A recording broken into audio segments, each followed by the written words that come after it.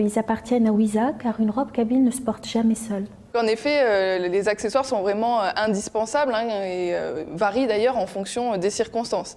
Ici, nous avons voulu présenter la tenue portée au quotidien, avec d'abord la robe taksouit en tissu soyeux, qui est donc un héritage de la période coloniale, reconnaissable à son empiècement carré, richement décoré par des galons multicolores en zigzag.